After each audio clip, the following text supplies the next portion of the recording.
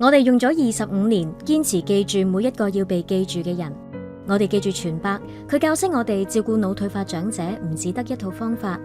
我哋記住黃生，當我哋15年持續照顧佢媽媽之後，佢持續贊助中心培訓更多專業嘅同工去照顧其他有腦退化症嘅老人家。仲有我哋尊敬嘅郭教授，作為醫生、學者同中心嘅掌舵手，佢積極將世界各地可以改善腦退化症嘅諗法帶到嚟香港，每次都想令中心再行前一步。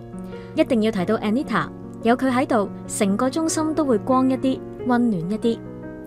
慧瓊同阿心同我哋話，老人家嘅照顧唔只係守住佢哋一日3餐，仲係令佢哋每個人有被尊重嘅感覺。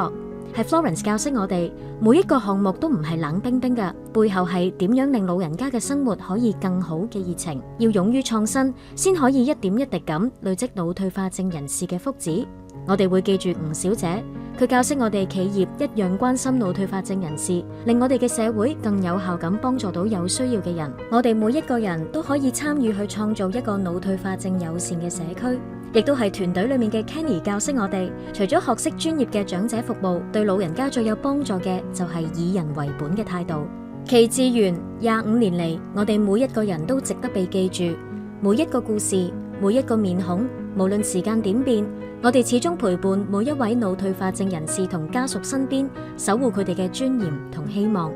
我哋未來會繼續為每一位有需要嘅人創造更多值得被記住嘅瞬間，同大家一齊繼續前行。